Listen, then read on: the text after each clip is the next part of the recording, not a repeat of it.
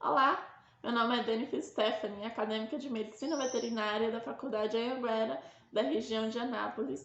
Estou no meu primeiro período e estou aqui para apresentar um pouquinho sobre o meu relato sobre estrenose traqueal, conhecida também como colapso traqueal.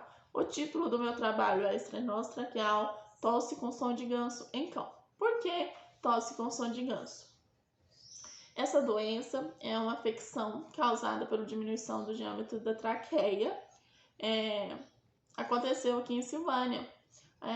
A tutora de um cãozinho, a partir de alguns dias, detectou em um cãozinho da raça Hatt Terrier, de mais ou menos meia idade, que ele estava com a tosse muito alta e que parecia mais como um gasganar de um ganso. E isso preocupou ela, pois ela achava que poderia ser engasgo.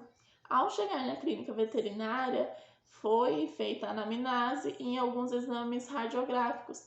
E então foi detectado o estrenose traqueal, que é uma doença progressiva que causa é uma afecção que causa a diminuição do diâmetro da traqueia, dificultando a passagem de ar para os pulmões, sendo fatal. Nesse cãozinho foi receitado alguns medicamentos como broncodilatadores e corticoides. Em outros casos são receitados condroitina, que retarda a doença.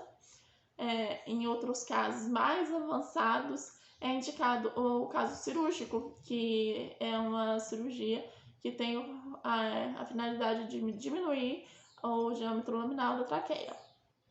Essa doença é advinda de alguns fatores congênitos ou degeneração da cartilagem ou outros fatores como obesidade, má alimentação. A dificuldade de respirar, problemas cardiovasculares, tosse alta, curta, os sintomas da doença. Então, se algum cãozinho ou algum outro animal estiver apresentando isso, leve ele ao médico veterinário o quanto antes, pois ela também se trata de uma doença que pode acometer seres humanos.